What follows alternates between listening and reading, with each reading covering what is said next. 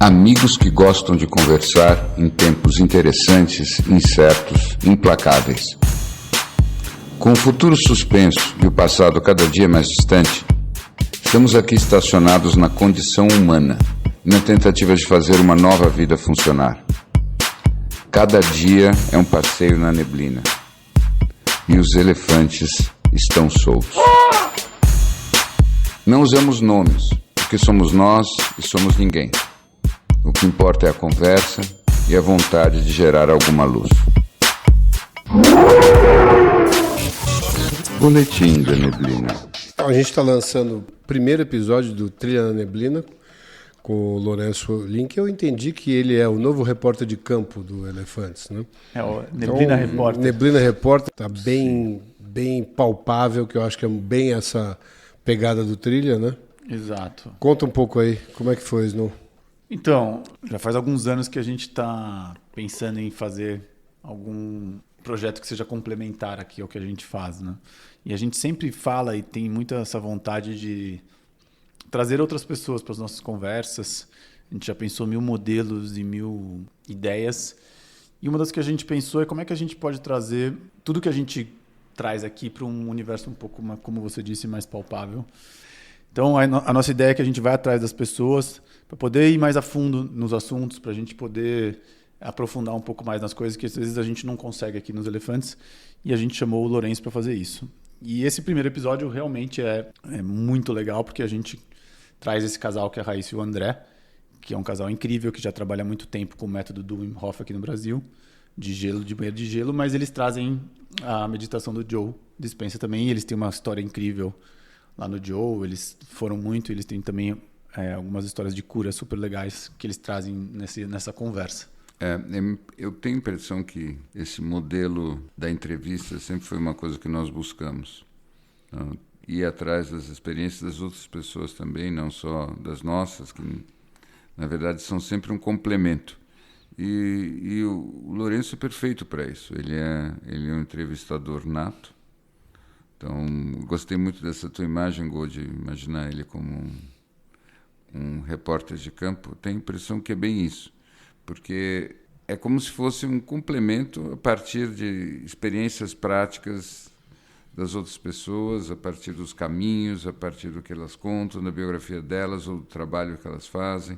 Na verdade, se a gente conseguir, com mais essa iniciativa, amplificar ainda mais a mensagem de que estamos todos na mesma aventura e que tem muitos jeitos de viver essa mesma aventura, eu, pelo menos, já vou ficar feliz. Perfeito, Bi. E eu acho que tem uma outra coisa que para mim foi o que mais me empolgou para tocar esse projeto junto com o Lourenço, foi que é muito complementar aos Elefantes. É mais leve, mais rápido, mais objetivo. A gente é leve. E super objetivo. Escuta, e eu, desculpe dizer, eu sou prático. Enfim. Ainda que do meu lugar. Outras perspectivas. Outras perspectivas complementares. Daqui a pouco você vai dizer que é melhor, é uma versão melhorada. Não. É uma dissidência. É uma dissidência. É uma evolução. É uma evolução. Como o Bi não permite a visita de estranhos nessa casa, você puxou um trailer. Você puxou um trailer. Para com isso. Você vai dizer que vai colocar tudo na minha conta. Não é justo. Gente, confiram lá. Vale muito a pena. Trilha tá na nossa plataforma Neblina. e no Spotify. Confiram porque realmente está muito legal e vale a pena. E cada semana, cada 15 dias vai ser um episódio novo com muitas outras coisas e muitas outras investigações. Inclusive eu estou lá num desses episódios. Inclusive o Gol está fazendo um episódio que é diário de 2030 que vai sair em breve. Sim, eu juro que eu pensei coisas nesse caminho. Assim. Não, você sabe que isso corresponde a uma reflexão cabalística muito poderosa, né? Que é justamente aí você tem um contraste interessante entre a lógica cabalística e aquela lógica mais cristã, né? Dentro de uma lógica cabalística, o problema da ótica cristã é que a ótica cristã busca um paraíso imaculado, busca uma totalidade que seja completamente luminosa e que não tenha nunca nenhum componente de outra história. Nunca seja conspurcado, pureza absoluta. E a pureza absoluta pode muitas vezes ser um sinônimo ou algo muito próximo da inocência. Então começa um cultivo da inocência. Enquanto que do ponto de vista cabalístico, toda a totalidade tem sempre tudo. Inclusive tem um componente de sombra na luz. Tem um componente de algo destrutivo ou opositor dentro da ordem da harmonia. E é fundamental você identificar exatamente onde está. Porque o problema não está, o desafio não está realmente em você conseguir a pureza imaculada de uma totalidade perfeita. A perfeição é a completude. Então o que importa é você estar consciente de onde está cada um desses aspectos. Se você está consciente, aí está tudo sadio. É a inconsciência dos aspectos que é o problema. Não é a busca da pureza. Interessante essa distinção, né? Sim. Snow, de vez em quando você tem a sensação de que a gente está falando de um tema totalmente fora e o episódio começa e você só percebe que o episódio começou quando ele começa a falar alguma coisa que você não está entendendo de onde veio. A gente está falando quase que de futebol agora há pouco, de repente ele começou a colocar... Quando começou a sair os sons, eu não sabia o que 300 metros para baixo. eu não sabia o que ele estava falando. Eu fui no banheiro e não percebi que eu saí da mesa. Eu acho que é um belo jeito de começar os nossos encontros presenciais. Ele não avisa que o episódio começou. Não. Ele começa o episódio no tom dele e fala, se quiser me siga. Exato. É isso? Basicamente, qualquer coisa que vocês digam é um pretexto para uma mini palestra. Tá. Sou uma tocha que corre. Mas eu acho que, já que você falou nisso, eu vou falar de um outro ponto que não tem nada a ver com isso. Ótimo. Que é uma coisa que eu percebi que as pessoas... Eu acho que foi diretamente questionado uma posição que o Snow fez num desses episódios, e as pessoas queriam algumas coisas mais palpáveis sobre as suas capotagens. Não sei se você acompanhou isso. Então, eu acho que esse eu quero lembrar que é o primeiro episódio gravado esse ano.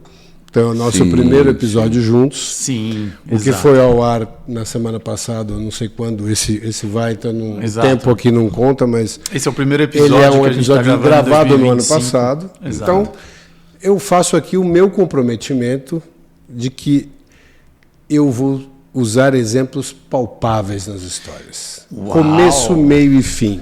Nome aos bois. Nada vai ficar no ar. Nada vai ficar no ar. Falou como um político em campanha, hein? Exato. Sim. Muito bem. Então, por onde começamos? Então? Qual é a sua plataforma? Como é que é o nome do podcast da Esther Perel? Where do we begin? Olha só.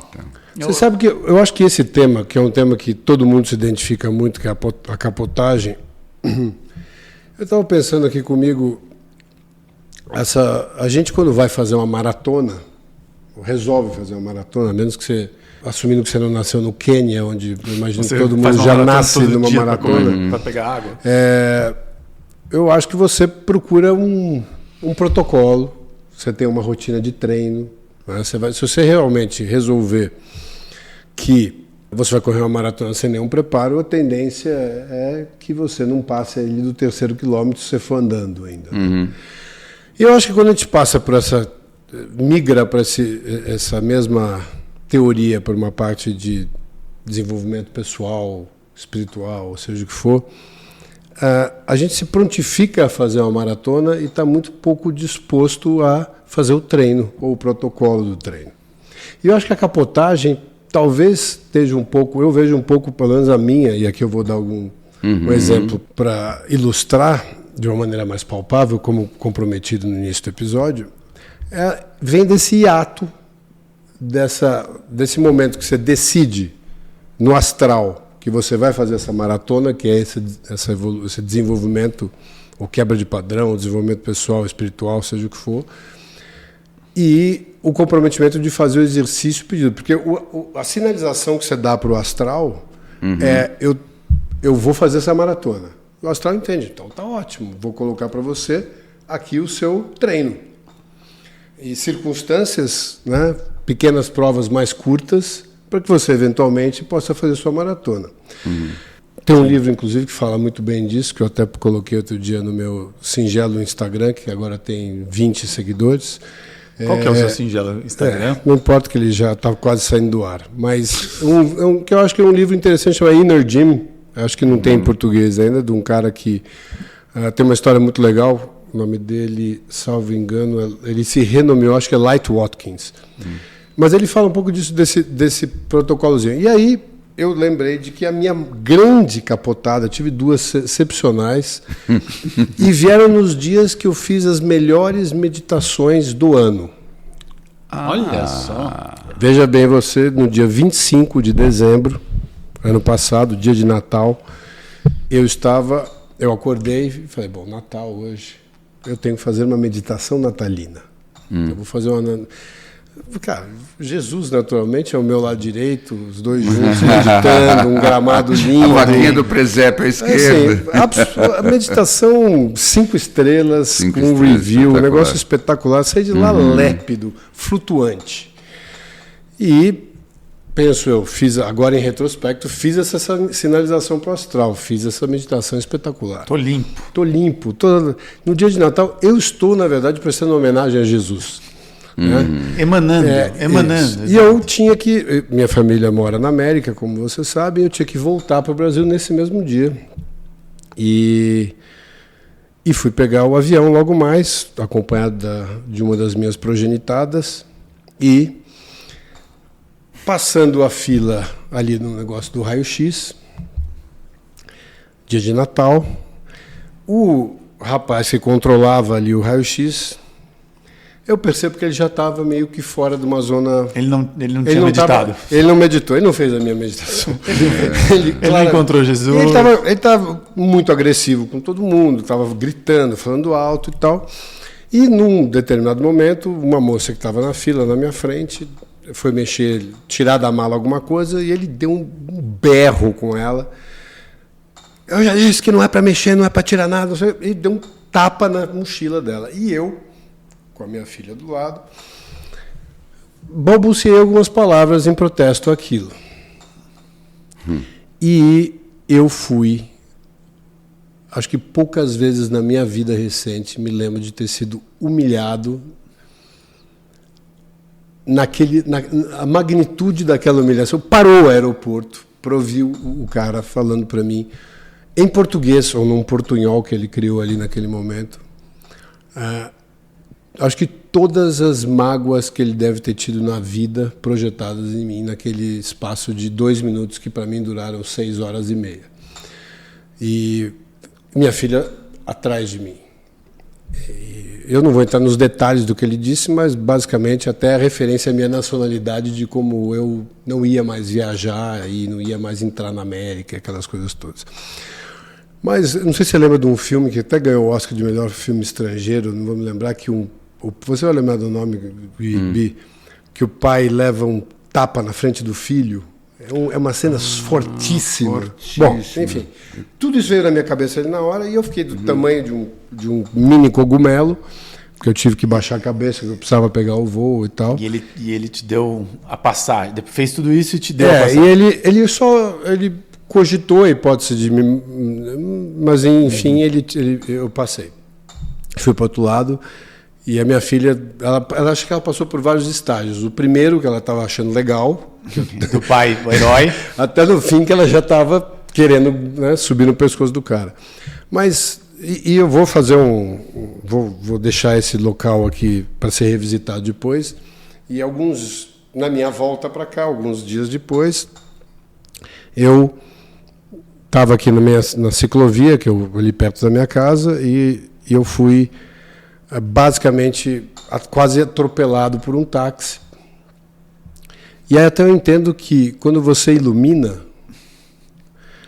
você tem toda essa narrativa, eu nunca iluminei, mas tem essa narrativa de que você se observa de fora e você vê, né, o seu corpo, aquele avatar, e você de fora vê aquele avatar trabalhando, e você percebe que você não é o avatar. Né? Quando você desilumina, eu acho que também acontece isso. Com a diferença que você enxerga um Exu. Né? E eu me vi falando e me comportando de um jeito que eu não conseguia explicar. Eu via à distância aquilo acontecendo. Né? E eu acho que essas duas coisas estão interconectadas, mas este dia também foi um dia que eu tive uma meditação espetacular. E eu acho que a história toda da Capotagens, na minha visão hoje, é quando você vai, para você melhorar, né, em qualquer coisa, numa academia ou num treino, seja o que for, são leves incrementos de peso. Né? Sim. E eu acho que a gente se prontifica a fazer isso. O que eu quero, esse é meu projeto. E o universo fala, tá, joia, então eu vou te dar leves incrementos de peso, que são esses desafios. Você fez uma puta meditação? Ótimo, então esse vai ser o que você vai ter. E a gente desconecta achando que o que a gente deveria esperar é o oposto disso. Né? Não sei se faz sentido. E eu acho que quanto mais a gente está inserido nesse contexto, obviamente, mais esses incrementos de peso vão vir e a gente tem que estar muito atento para lembrar que foi o que a gente pediu. Eu posso entrar na conversa? Sim, até já falei, fiz um... Não, porque... Fiz quase o seu papel aqui agora. Pois eu acho que essa conexão que você está apontando, ela me parece bem real, bem real. Eu só tenho uma explicação, que é a que eu uso, e que eu já vi também em outros lugares, um pouco diferente sobre como é que essa conexão se dá. E a história, tal como eu muitas vezes vejo, é assim... Existe um estágio onde realmente quando você faz uma boa meditação, onde você dá um salto na direção certa, o que também acontece nessas horas é que você expande a tua consciência, o teu campo, a tua alma, como você quiser chamar, de uma maneira tal que você fica muito mais permeável às outras forças que estão em volta. E o fato é que hoje em dia, nós que fazemos parte da humanidade, a humanidade está em plena capotagem em geral. Então a energia da capotagem em volta, ela está muito presente. Então, o que eu te digo, inclusive de experiência própria, quando eu faço uma super meditação e eu de fato estou num lugar, que é um lugar quase que intocado, maravilhoso, no alto da montanha, não sei o quê. Infelizmente, isso acontece muito raramente nos últimos anos, mas quando acontece isso, e você faz essa super meditação e depois você continua lá mais um tempo, aí você tem conexões e fusões que vão se perdurando com outras coisas. Agora, você faz uma super meditação, você já está mais treinado nisso, você se expande, você coloca a sua alma mais em contato com a alma da humanidade e entra numa fila de imigração poucas horas depois, o que você atrai, na verdade, nesse processo, é o caos que está rolando em volta. Na verdade, esse tipo de meditação que vai te deixando mais sensível e tudo mais, te expande, não te protege desse tipo de situação, ao contrário, te transforma em alvo.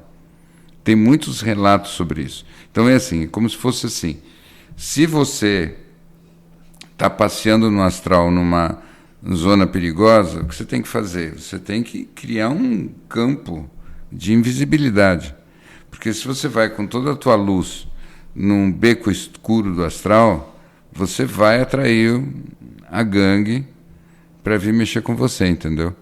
Então, esse é um processo interessante. Tem uma conexão enorme mesmo que você apontou. Mas eu acho que ela está relativa ao fato de que, hoje em dia, no mundo, a energia da capotagem, como você chamou, ela está muito difundida e muito intensificada em quase todos os ambientes. Então, de certa maneira, parece até que no momento que você dá uma melhoradinha, no momento seguinte você sozinho tropeçou. Eu tenho cá comigo uma impressão um pouco mais generosa, que você sofreu mesmo um ataque e um bullying, né? Não é simplesmente assim que você ficou bem e aí depois você capotou. Você foi tropeçado e derrubado. É isso que eu acho. Eu queria fazer uma autópsia. Uma autópsia? Dessa sua capotagem. Porque eu fico com algumas dúvidas conceituais. sobre essas capotagens primeiro, né? Porque o que acho que a gente tem que fazer uma definição... Definição do que é capotagem. Do que é a capotagem, né? A capotagem, pelo que a gente está chamando aqui, como o Gol bem definiu, eu acho que é quando você sente que você está num novo lugar. Eu não acho que parte daí. Eu pelo menos, eu vejo a capotagem muito mais como uma sensação... tudo bem, entendi do que você está falando. Mas não, exato. Você sente que você já está num novo lugar. O que você deveria estar. Que você deveria estar. Eu acho que a capotagem lugar. Vem quando você se culpa por não estar reagindo como você do lugar onde estar, você gostaria de reagir. Você se descobre não sendo aquele alecrim dourado que você... Alecrim dourado. Aquele alecrim dourado que você achou que você, na sua meditação, que emanava amor, você se vê nesse lugar. Porque o meu ponto que eu queria chegar é, você foi lá e na sua cabeça você viu uma senhora sendo agredida de uma forma injusta e você se manifestou. Eu, conceitualmente, acho isso algo louvável. Tudo bem, eu entendo de onde você está entendeu? vindo. E daí o meu ponto é, você se olhar desse lugar... Vou te dar um pouco mais de contexto para você entender por que eu chamei isso de capotagem. A cena que aconteceu ali era a única cena possível para que eu tivesse a reação que eu tive. Sim. Então, para que eu pudesse reagir e não passar pelo esse filtro da espiritualidade... Vou usar a frase que você sempre usa. Righteousness is the... last gate to the inner temple. Exato. Aquele era a única cena possível para que eu tivesse a reação que eu tive. E, ato contínuo, eu tive um lembrete disso. Sim. Então, é desse lugar que eu acho que... Por isso que eu talvez não compre muito a definição do bi. Eu acho que a definição do bi serve para um estágio que não é deste que eu estou falando. Eu acho que esse lugar do bi, de você ser atacado por ser luz, é um lugar que eu espero até um dia chegar, mas eu estou alguns pontos atrás. Sim. Eu estou muito mais naquela coisa do... Sabe, a montanha que ele fala para mim é um montinho ainda. Então... Desse lugar, é aquele trabalho diário, é aquele negócio do dia a dia. Você se prontifica assim, eu estou preparado para... Eu acho que eu estou preparado para fazer essa provinha mais curta aqui. Falo, então vamos te dar uma provinha curta, mas eu vou usar o quê? Os elementos que são complicados para você. Eu vou colocar uma ladeirinha. Então, eu acho que de verdade, desse lugar que eu acho que tem um pacto nosso que tem consequências, e pode ser que seja nesse lugar metafísico que o Bi disse, mas...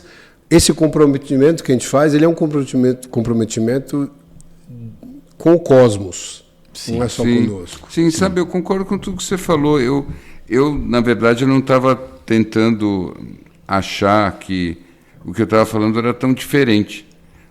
O ponto que eu vejo, que você aponta muito bem e que eu concordo, é o quanto que o desafio que vem para você, ele é perfeitamente teleguiado para você. É um alfaiate. Não, é sob medida. Sob medida. Então, e é esse que é o ponto. O que eu digo só é que eu não sei, na verdade eu não acho que eu estava fazendo uma descrição tão benevolente assim. O que eu acho é que há uma inteligência em volta que busca mesmo, por polaridade, pegar qualquer subidinha que você faça e vá na outra direção. Sabe, eu sempre tive uma interpretação da lei de Newton. Sabe aquela coisa de toda ação vem uma reação? É interessante porque não é todo movimento que gera uma reação. Mas quando você para pensar, até em termos físicos, o que é uma ação? É quando você realmente gerou alguma mudança. Você mudou o teu ponto de equilíbrio. Aí vem uma reação. Você está falando de um loop gravitacional. Se você quiser chamar assim, funciona. O que eu estou tentando dizer só é que se aconteceu um movimento que você sentiu que você se descolou em alguma direção, sobretudo uma direção para melhor, no momento seguinte, fique esperto. Não, sei. Porque a onda volta, porque é como se fosse um refluxo. Mas sabe que... Desculpa, não sei se eu interrompi uma continuidade que Não. vocês iam falar. Não. Mas eu gostei muito do tema da sua capotada. Eu entendi que ele foi uma coisa, um teste feito para você e que pouco importa o que seria, mas ele tinha um efeito ali para você. Mas eu gosto dessa provocação quando a gente fala de uma iluminação ou de um estado em que a gente fica mais em paz e que a gente não bem volta menos que uma iluminação. Exato. Um progresso interno. Um progresso já tá em bom. que a gente não cai nos nossos padrões, não cai nas Já tá nossas bom. raivas. Mas eu queria trazer muito esse elemento da injustiça e da humilhação. Porque ele é uma conversa muito boa que a gente fala, a gente acho que tocou poucas vezes aqui ao longo dos Elefantes. Eu estava ouvindo aqui o David Whyte, aquele poeta, falando com o Rick Rubin sobre o quanto a humilhação é parte da nossa vida. O quanto viver é de alguma forma também ser humilhado e tá tudo bem, e a vida é passar sobre isso, é entender, né? A gente está falando de uma mínima aqui, de uma situação que toca em outras coisas, mas a gente também faz isso em nossas relações, amizades, amores e tudo mais. E lembrei também do Stutz, que fala que as grandes humilhações e injustiças são os nossos grandes rituais nossos grandes rituais de passar de fase. E no fim a gente fala muito pouco disso. E por que eu estou trazendo tudo isso desse jeito? Porque se a gente não se pronunciar, como é que a gente faz para lidar com a humilhação nos dias de hoje? Mas então. Só um lembrete de uma cena, acho que hiper emblemática daquele filme do Revolver, né? Que tem um momento ali que a humilhação, quase que ele vai procurar a humilhação, porque ele sabe que é a coisa mais importante, porque todo o filme é sobre o ego, né? Que é o último momento e o mais relevante que eles precisam para conseguir tirar o último fiapo de desconstrução ali, né? Porque todo o filme é um projeto de desconstrução. E ele se coloca numa posição para ser... Ele vai pedir desculpa com uma arma na mão, né, diante do grande inimigo da vida dele. Então, eu entendo o que você está falando e eu acho que, sem dúvida nenhuma, é um dos componentes mais relevantes desse processo todo.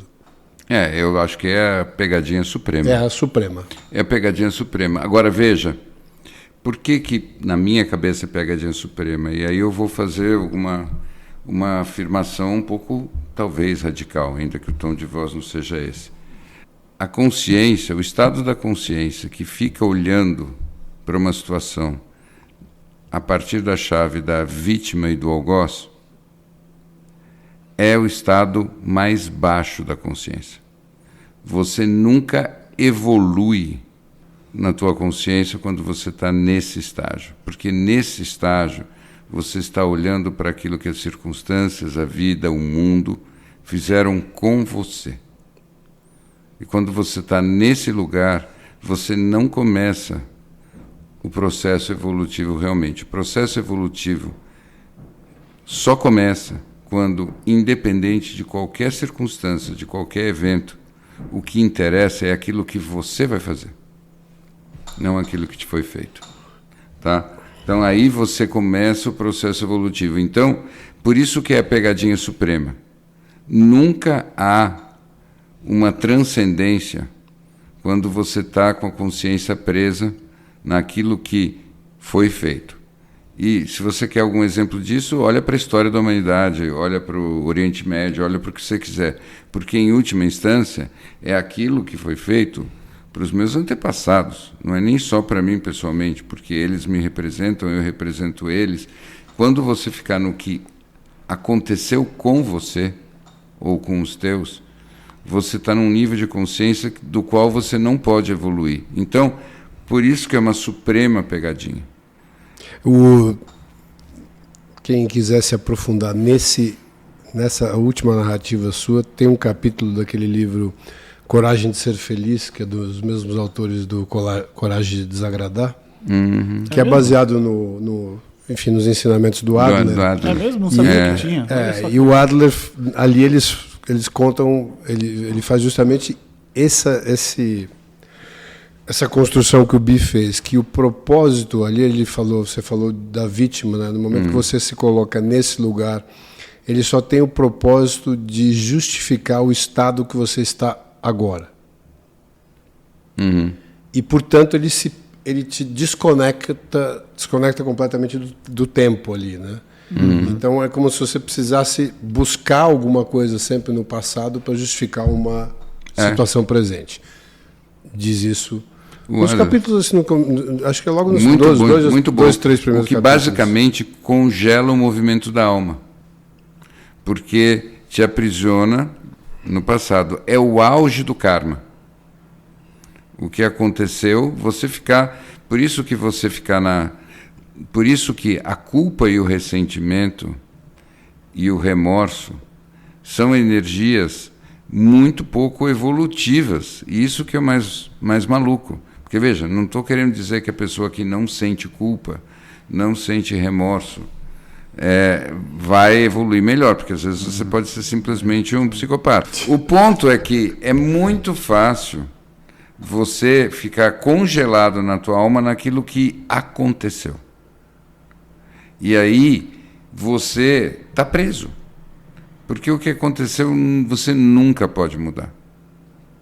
Todo o caminho de evolução é sempre de algo que te aconteceu na direção de uma visão de o que eu faço. E depois, não é que para aí. Depois tem outro capítulo, que é quando você entra num estágio em que as coisas acontecem através de você. E não é mais aquilo que você faz. É aquilo que você deixa acontecer através de você. O nosso amigo Akigo, ele traz muito essa transição. Quando ele fica preocupado que eu esteja sendo muito ativista, que eu esteja sugerindo demais, que a gente faz e acontece, que você é protagonista do teu próprio caminho. E aí ele fala muito da necessidade de deixar as coisas acontecerem sem tanta deliberação. E nós não estamos discordando, são só ângulos diferentes do processo. A minha preocupação, a maior parte do tempo, é deixar bem claro, não ficar no lugar da vítima. Mas depois que você sai do lugar da vítima, o passo seguinte é você não ficar o tempo todo achando que você é o protagonista da tua vida. Porque você é canal de um monte de coisas e forças e energias e princípios que se expressam através de você. Eu acho que tem um livro que a gente já falou aqui, ou eu já falei, sobre o desaparecimento do universo, né? Você falou. Sim. Que é um livro que é do Gary Renard, fundamentado no Curso em Milagres. Sim. E eu acho que o começo do livro ilustra isso que você falou de uma maneira quase matemática. É verdade. E é muito interessante a gente entender que no momento que você desconecta dessa energia, que é esse break de alma que o Bi falou, você soltou um nó que te permite percorrer o resto da corda, né? E tem muita energia que fica parada. A quantidade de energia que fica parada ali a gente subestima demais. É quase que empurrar um piano na areia o tempo todo. Eu me arrisco a dizer que a única instância onde o tempo realmente existe é nessa discussão. Muito bom. Sabe, o tempo não existe per se, mas existe na medida em que você consegue criar um passado. E o que é passado? É uma coisa que passou raios. Mas sabe que... Então, raios. Ora, pois, passou, não está no nome. Mas sabe que isso que você falou, Bi, me lembrou muito de um lugar mais palpável, seguindo um pouco os preceitos do nosso Goal 25. Do ano 25. Do Robert Keegan. O Robert Keegan tem as evoluções, ele chama de... Vou tentar traduzir ao mesmo tempo. Que ele fala imunidade à mudança. Ele tem esse livro que é a Imunidade da Mudança, que é um livro chatérrimo, mas ele fala uma coisa muito legal nesse livro, que tem... o conceito é interessante, o livro é muito chato, Mas ele fala que a gente passa por 3 estágios de evolução da nossa mente. Ele chama de mente, então ele não chama de consciência. Que o primeiro é a mente social, ou sociável, né? Em que você está ali lidando com o mundo para se socializar, então você faz amizades, você é super fiel, você é super ligado às pessoas, você está ali seguindo as outras pessoas. O segundo passo, ele chama de self-altering, né? Que você é uma mente autoral, em que você começa a ser menos fiel, a ser mais autor das suas ideias, você começa a vociferar mais, você começa essa busca do protagonismo, essa busca de você ter a sua voz, então você segue menos. E depois, o estágio final dessa consciência pelo Robert Kegan é a como é que ele chamava? Não é transcendência, não. Eu tô tentando lembrar. Eu tava com ele aqui, me faltou. Depois eu vou ver. Mas, que ele usa aqui não é óbvio. É self-transcendence, mas eu não lembro. É alguma coisa assim, que é esse último estágio. Depois a gente vê, a gente coloca. Que você está sempre... Que você assume as polaridades, que você passa pelos 2 estágios e você sabe que você... E ele usa, né, você engloba, você acolhe as polaridades e você já não está mais no lugar do certo e do errado. E dessa forma você consegue ver as polaridades de um outro lugar. E é engraçado porque ele traz isso para o mundo corporativo, né? E ele não só traz isso para o mundo corporativo, como tem por aí testes e assessments para você entender. Para você entender esses 3 estágios. E você trouxe um componente agora que eu acho muito bom de frisar e de lembrar, que é quase que um paradoxo, porque no momento em que você está ali como um canal expressivo na vida, na verdade é menos relevante o quanto que você é uma pessoa perfeita ou não. Você, quando está nesse estágio, na verdade você chegou nesse estágio porque você conhece bastante bem os limites daquilo que você voluntariamente consegue fazer. Tá? E isso é um componente muito importante da nossa sombra que a gente tende a minimizar. Veja, a sombra não é simplesmente o nosso lado mal ou alguma coisa assim, ainda que possa incluir esses componentes também. A sombra é tudo aquilo que, na nossa experiência de nós mesmos, nós percebemos como inadequado ou imperfeito. Tá? E grande parte do que faz parte da nossa sombra, em resumo, é a nossa limitação mesmo. Nós não somos nem tão lúcidos, nem tão inteligentes, nem tão fortes, nem tão determinados, nem tão disciplinados quanto nós gostaríamos. Nós somos incoerentes, nós somos uns tolinhos também, entende? Nós não somos umas coisas maravilhosas, excepcionais, que se não fossem alguns pequenos detalhes ou um pouco mais de sorte nas circunstâncias, nós nos transformaríamos em maravilhas absolutas. Não, nós temos essas limitações. E o fato é que você precisa passar pelo estágio de praticar o teu lado protagonista para você poder ter satisfação de execução, de conquista, etc., e também perceber os limites de tudo isso. Exato. Porque qualquer pessoa suficientemente experimentada e madura vai também ter se decepcionado consigo mesmo. Aquela pessoa que acha que ela mesma é o máximo em todos os aspectos, ou ela não viveu o suficiente, ou ela está mentindo. Por isso que eu acho que os haters têm um papel tão fundamental. Porque quando você ouve um comentário de um hater, ou lê alguma coisa que um hater escreveu sobre você, ou sobre o seu trabalho, ou seja, sobre o que for, você fala assim, nossa, então é assim que as pessoas devem se sentir quando eu estou num mau dia. Porque de uma certa forma aquela pessoa conseguiu verbalizar a tua sombra. Você num dia ruim, Talvez se comporte ou como pelo um menos hater. a projeção da sombra Ou dela. você é um hater de você mesmo, ou você é um hater do mundo, ou você é um hater da realidade. Sim, exato. Assim, eu acho que é isso. Assim. Talvez seja a projeção, fale mais sobre a projeção da sombra da pessoa do que sobre você, mas eu concordo. Mas a sensação depois, o impacto de você receber uma crítica de um hater, eu acho que vai na direção do que ele falou. Mas de qualquer forma, da mesma forma... Exato, não importa o conteúdo. Da mesma forma como talvez esse lugar da humilhação, o que a gente estava falando antes, é um portal que pode servir de transição para você sair do lugar da vítima para o lugar do protagonismo. Esse lugar, que é o lugar da crítica massacrante, pode ser o portal para você fazer a transição do lugar do protagonista para o lugar do canal, da pura expressão. Isso que eu acho que é mais fascinante nessa história. Então, veja, tem um momento onde você simplesmente se preocupa se você está sendo maximamente você no lugar onde você devia ser e no lugar onde você devia estar.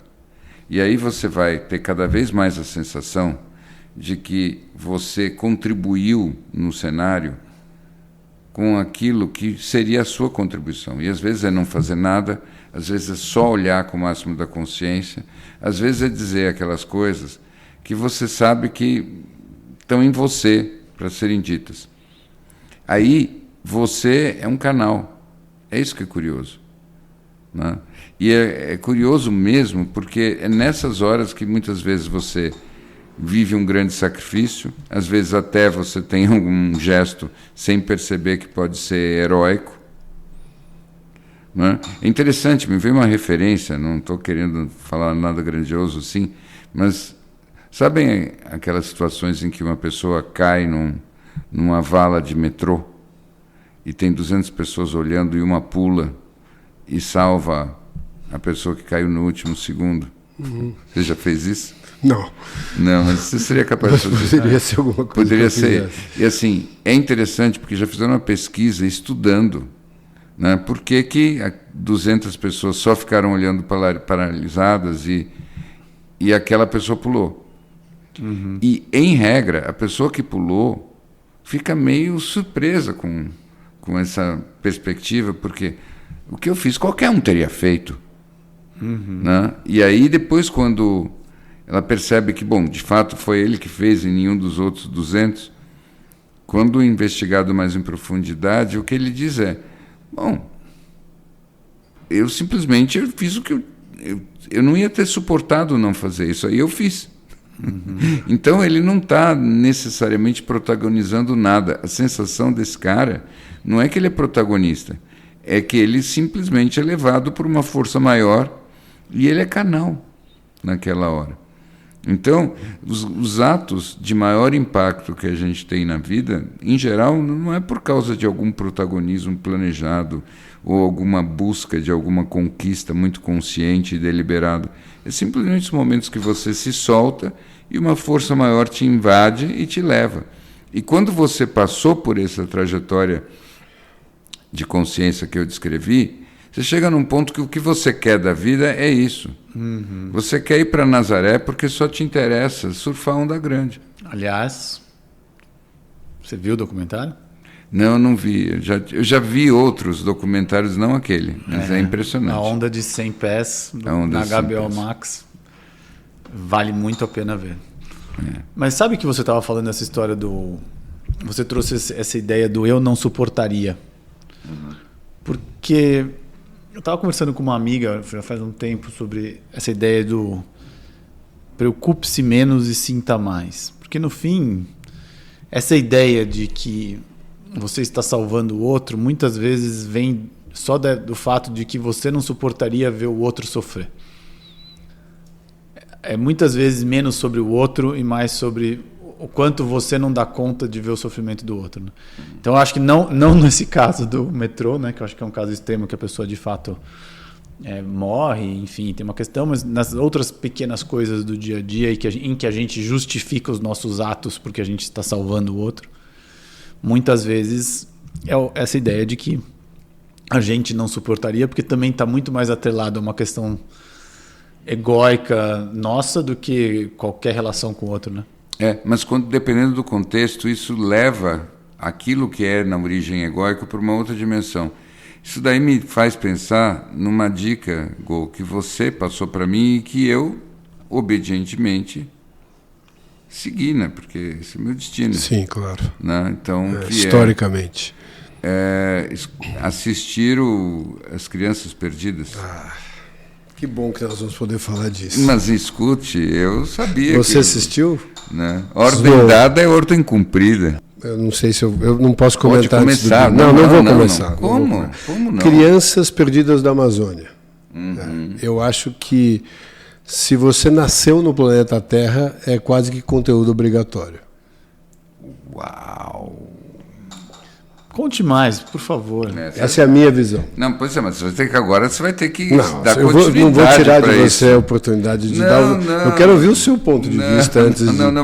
Não, eu acho que são tantas camadas de aulas. Tem ali pelo menos umas 8 masterclasses, eu acho. Tudo bem, então eu vou aceitar a tarefa de simplesmente ser factual. Sim. E como estamos falando de um documentário, eu vou suspender, com a permissão de vocês, qualquer lógica de nossa, eu estou estragando, dando spoiler.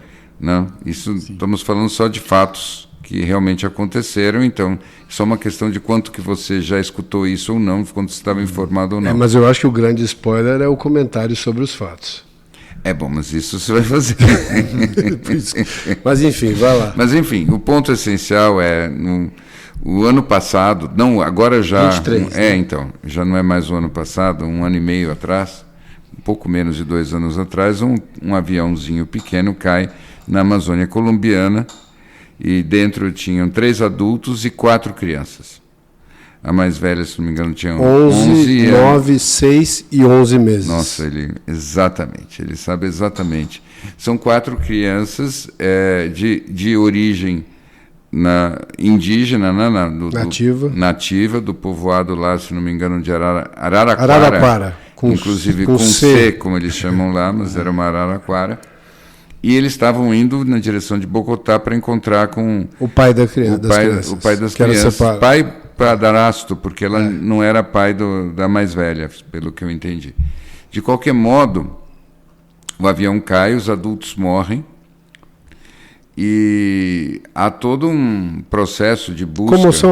Comoção nacional, vão procurar a expedição para exército, para encontrar o avião, encontra-se o avião, encontram-se os corpos dos adultos e não se encontram os corpos das crianças. Tradução: as crianças sobreviveram e saíram pela floresta. O documentário todo é o processo de resgate dessas crianças, coisa que acontece efetivamente, então estragando já essa parte que é a menos relevante, todas se salvam. Coisa que acontece depois de 40 dias. Uau! Então as crianças passam 40 dias sozinhas na floresta amazônica, com essas idades que ele falou. Depois a gente sabe que a mais velha, inclusive, machucou a perna, é um negócio complicado. Agora, esse documentário é sobre tudo o que acontece com o exército, os índios, a floresta, todas as dimensões de as plantas de poder, os seres da floresta, os duendes, né? A necessidade de ciência, magia, reunificação da consciência nacional no processo de salvar as crianças. E aí, continua você, por favor, porque eu já contei. Eu acho que tem disso tudo que você falou, tem uma contextualização importante que eu não sabia, mas o exército e os indígenas na Colômbia em especial têm um passado horroroso, porque os indígenas eles eram aliciados pela Farc, né? Então foram dizimados muitas aldeias e tribos e tal por conta desse. Então existia ali um início de processo, e a gente estava falando de rancor aqui, de amargura e tal. Existia um rancor justificado pelo passado, né, naquele momento, dos indígenas com o exército. Eles não queriam fazer aquele trabalho juntos.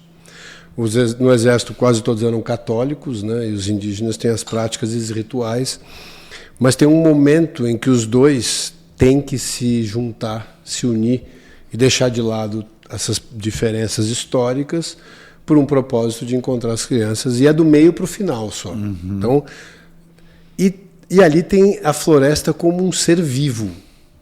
Mas acho que é a primeira vez que, se a gente tem alguma idealização de que tem alguma ideia do que é realidade, eu acho que diante desse documentário você é obrigado a começar a questionar todas as crenças que você tem sobre a realidade. Porque ali é um microcosmos do planeta reencenado por esses protagonistas diferentes que acho que representam arquetipicamente tudo que a gente vive hoje em dia. Não sei se acho que é a condição humana. E aí começa essa dança, esse teatro que acontece dentro da floresta, que as crianças migram de um lugar de protagonistas, né, para esses encontros e essas curas que vão acontecendo.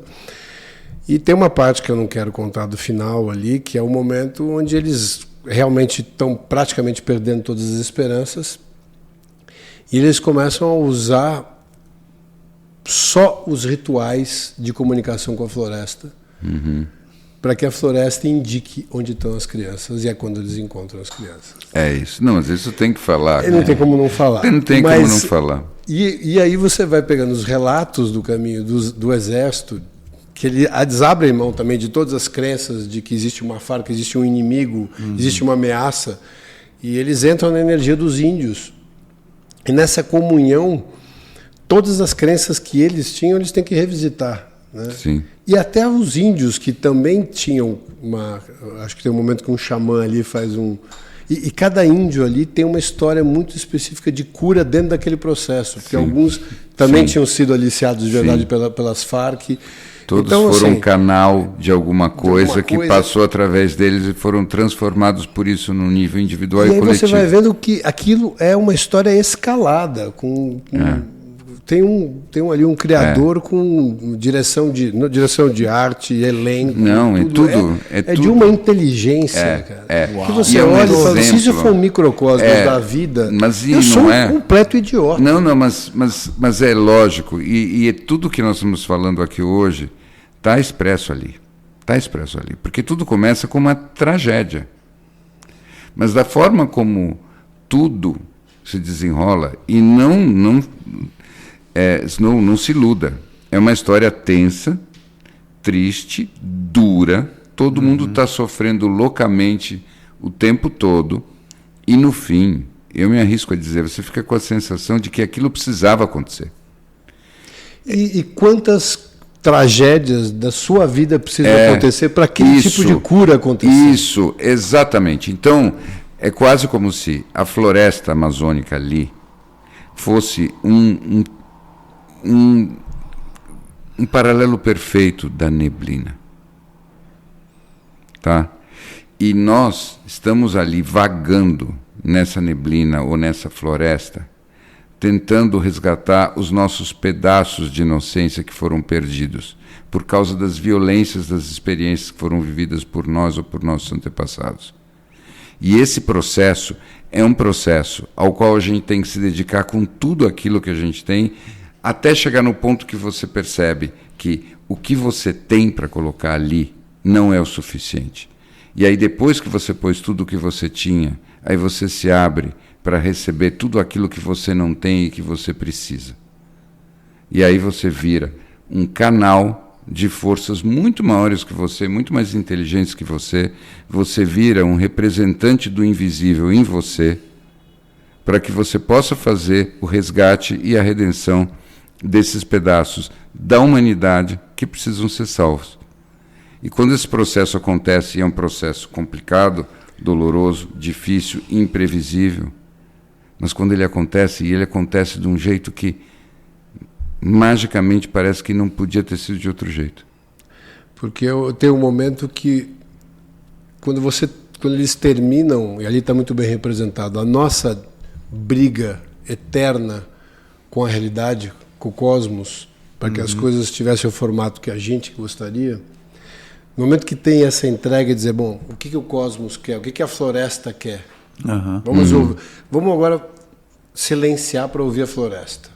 Só nesse momento, que até emblematicamente clareia até o céu, para de chover. É maravilhoso. E entra em conexão. Né? Bom, então você tirou o seu plano da frente, posso colocar o meu? Então tá aqui, ó, vai para aquele lado que as crianças estão ali. Já serviu o propósito, elas podem ir embora. É mais ou menos isso. Então eu achei que dentro de tudo que a gente fala aqui tem um crash course pronto ali e sem dúvida é como se fosse mesmo um manual de instruções para enfrentar não uma capotadazinha daquelas básicas que você leva no martelinho de ouro resolve, mas para enfrentar as catástrofes e as tragédias. E olha que eu estou usando essas palavras e olha que maravilha, não tem nenhuma negatividade na minha voz quando eu falo em catástrofe e tragédia, porque são simplesmente convites mais fortes, quase que compulsórios, convocações para transformação. Você vai transformar algum pedaço da inocência tua ou do outro, que ficou abandonado, que ficou dividida, que ficou dissociada, que ficou splitada, como você quiser chamar, em cada uma dessas situações. Porque você tem que fazer isso, porque a alternativa é a tua vida parar. Então você vai, e você chega numa hora que você diz, não aguento mais, vou desistir. Mas você sabe, a parte mais velha e mais sábia de você sabe que desistir não é uma opção. Então você tem que se deixar abraçar pela floresta, você tem que se perder na neblina. Eu acho que vale a pena a gente deixar passar um episódio para dar tempo de todo mundo assistir, para a gente falar um pouco mais dele no próximo. Eu tava aqui. Tá na Netflix? Está na Netflix. E De acordo. Eu até fiquei com vontade da gente fazer um episódio só sobre esse filme. Talvez não seja necessário. Mas eu acho que ninguém vai perder tempo em assistir. Não, depois do que a gente falou com esse grau de empolgação. Eu nunca vi alguém falar de um filme de um jeito tão legal que nem vocês dois falaram desse filme. Eu acho que assim... O interessante é que a última vez que a gente falou com esse grau de empolgação de um filme era sobre o Interestelar, mas que é uma ficção. Essa não é uma ficção. E isso faz uma diferença. Porque você está vendo lá as pessoas e elas estão contando como é que aconteceu com elas. E, de novo, eu acho que o tema principal da conversa hoje. Elas testemunhando como elas estavam num lugar e elas tiveram que viver a boa humilhação de serem completamente incapazes a partir do que elas podiam colocar ali à disposição, até que elas viraram um canal de alguma outra coisa e se transformaram no processo. E fica aqui uma dica que eu acho que vale, assim que você acabar de assistir o filme, o documentário, faz uma lista de todas as emoções que você sentiu. E depois de uma semana faça a mesma coisa. Você vai ver o efeito que esse documentário teve no período de uma semana em você e nas suas emoções. Olha, você experimentou isso? Eu não fiz essa lista na hora, mas eu percebi... Foi mudando. Ele foi se transformando dentro de mim. As suas emoções em relação ao documentário. Porque eu acho que ele me deu uma lente que estava ali disponível para enxergar qualquer evento da minha realidade por um prisma diferente. Como se eu tivesse tido uma experiência direta ali tão forte que aquilo fosse uma referência de um caminho para se percorrer sempre que fosse necessário para voltar. Sim, você quando assistiu, você entrou completamente ali. Até porque eu não tinha ideia do que era o documentário. Isso são os melhores. Eu não sabia o que era. Você não sabia o que vinha. Então você estava ali como você era um dos indígenas ali. Eu estava ali. Dos nativos. Mas é interessante, né? Como algumas coisas têm esse poder, né? Algumas obras de arte, alguns filmes, algumas... A gente tem tudo que a gente falou em termos de nível do intelecto, a gente sabe. Mas, de repente, é isso. É quase uma experiência direta que vem através de um filme. Não necessariamente, né? Até aquela história do Chico Xavier, do Data Limite, né? Que todo mundo se tiver uma experiência de uma magnitude muito, enfim, tão veemente que faça com que as suas diferenças fiquem pequenas diante do tamanho do evento, como espécie. Eu acho que esse é um microcosmos bem relevante de alguma coisa assim. Mas quando você fala em microcosmos, isso me dá até uma referência que volta para aquilo que o Snow acabou de falar. A boa arte é a vida concentrada. A vida está aí, a vida está dizendo essas coisas, pelo menos essa é a minha impressão, o tempo todo. Às vezes, você consegue condensar o significado, os eventos, ou até a tua lucidez para poder perceber esses processos, fazendo terapia. Mas às vezes você não faz terapia, ou às vezes não é na terapia, às vezes é assim. Esse documentário é uma obra-prima, e quando você vê uma obra-prima, é como se ela olhasse para você e ela mesma te pergunta: sacou? Percebeu? Entendeu? E aí, quando o encaixe realmente se dá, seja no nível energético, intuitivo, emocional, como você quiser, aí você vê do que a vida é feita. E você também. E você é feita desses momentos que são momentos de transformação, porque a nossa vocação nessa realidade é a transformação. Nossa vocação não é a reclamação. A nossa vocação não é o martírio. A nossa vocação também não é a construção deliberada de uma nova idade do ouro, onde tudo vai dar certo e onde vamos estar poderosos e seremos salvos pela tecnologia perfeita. Não. A nossa vocação é transformar, mudar, entendendo que nós somos parte de alguma coisa muito maior e que é viva e que é inteligente e que tem informações e conteúdos e conhecimentos que nos transcendem completamente. E aí é lindo porque você se expande ao mesmo tempo que você assume o seu verdadeiro tamanho. Eu acho que tem uma mensagem ali no documentário que vai muito de encontro com essa cena que você falou do rapaz que salta pro trilho do metrô. E eu acho que a menina mais velha, que por acaso sofre um corte na perna, e dos 40 dias que ela fica na floresta, 20 ela passou engatinhando com um bebê no colo de 11 meses, ela, quando ela é resgatada, ela começa a contar um pouco do que foi para ela a experiência, né? Não sei se você lembra dessa parte, Bi. E o que eu tiro dali é muito o que o Bi falou em relação àquela cena. Ela diz assim, porque uma hora ela deixa o grupo para trás. Ela sai e fala assim, eu não vou conseguir levar eles, eu vou sozinha. E ela volta. E essa volta é um pouco desse salto no trilho, né? Porque ela diz assim, a dor de me movimentar, de ficar parada, ia ser maior do que a dor de me movimentar. Ou seja, a dor de não fazer nada é maior do que a dor de me movimentar. A dor de criança desistir, de 11 anos. a dor de uma criança de 11 anos com um bebê no colo de 11 meses. Bam, né? Com essa frase, eu não sei se... Mas é isso. Tem aquele momento e é como se fosse você surfando uma onda de Nazaré. Você está no meio da onda, em cima da prancha, dizendo, não quero mais, deixa eu parar. Como? Exato. Não existe essa possibilidade. Se essa possibilidade existiu, era em algum outro ponto do filme. Agora, você simplesmente surfa essa onda o melhor que você puder, porque qualquer outra coisa diferente disso é infinitamente sem sentido, destrutivo e tudo mais. E é uma capotagem na onda. Essa daí, uma capotagem feia na onda.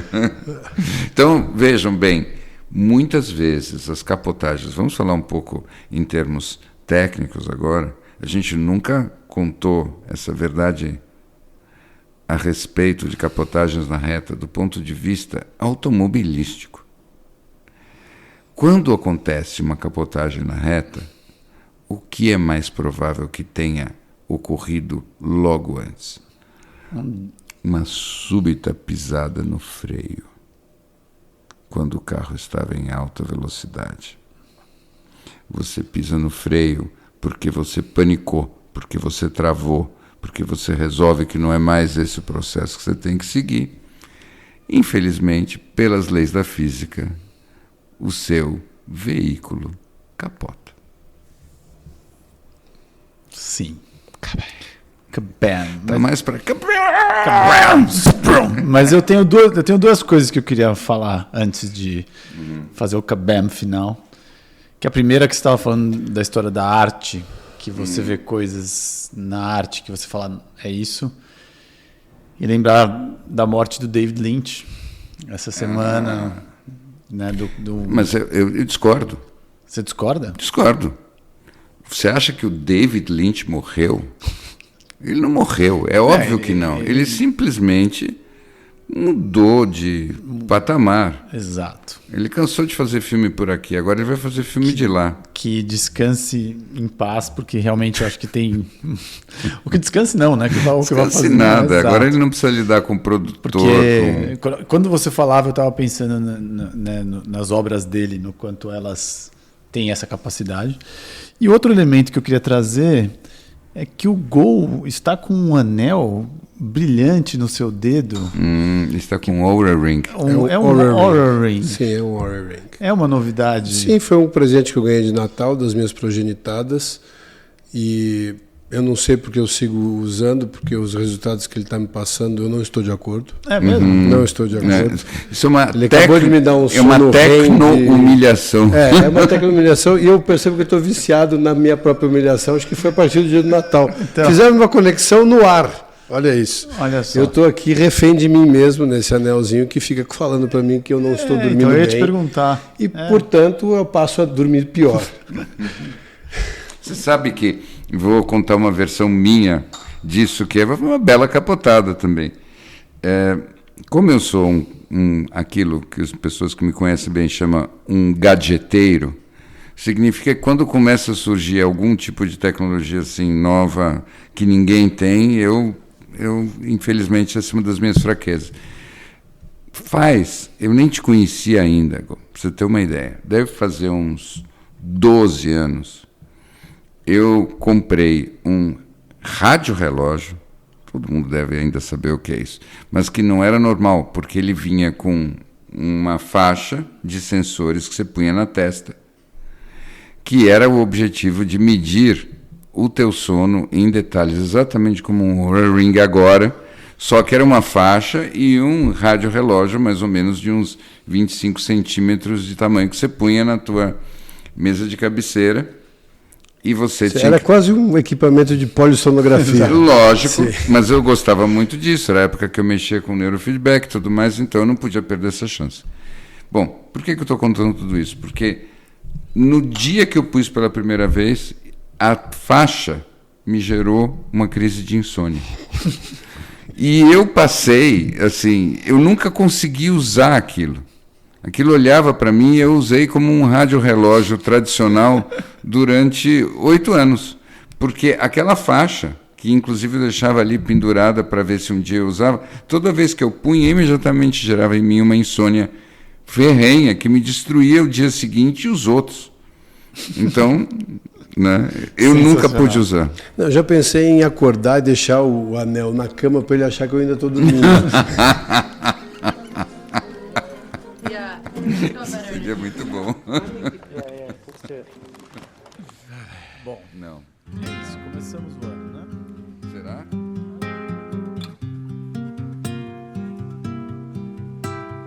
Are you someone that I can give my heart to, or just the poison that I'm drawn to?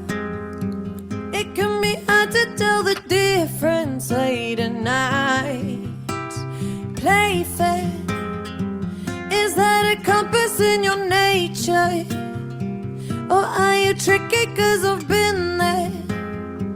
And baby, I don't need to learn that lesson twice.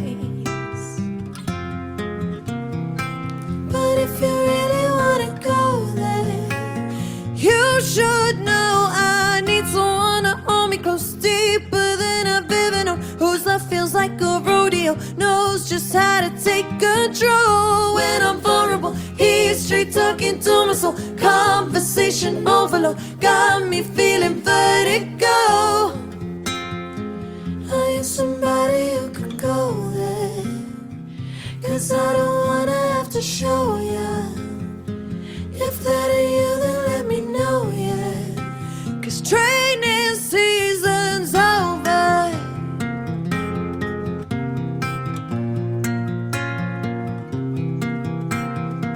I try to see my lovers in a good light. Don't wanna do it just to be nice. Don't wanna have to teach you how to love me right. I hope it hits me like an arrow. Someone with some potential. Is this too much to ask for? Who understands? I need someone to hold me close, deeper than I've ever known. Whose love feels like a rodeo, knows just how to take control. When I'm vulnerable, he's straight talking to myself. Conversation overload, got me feeling vertigo. I need somebody who can go there. 'Cause I don't wanna have to show ya. If that ain't you, then let me know, yeah. 'Cause training season's over. Can you compete? Now is your time. Run when you hear that whistle blow. Are you on my team? Or stuck on the sidelines waiting for someone to tell you to go?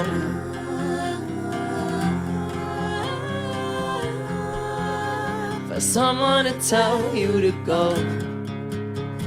You should know I need someone to hold me close, deeper than I've ever known. Whose love feels like a rodeo, knows just how to take control. When I'm vulnerable, he's straight talking to my soul. Conversation overload, 'cause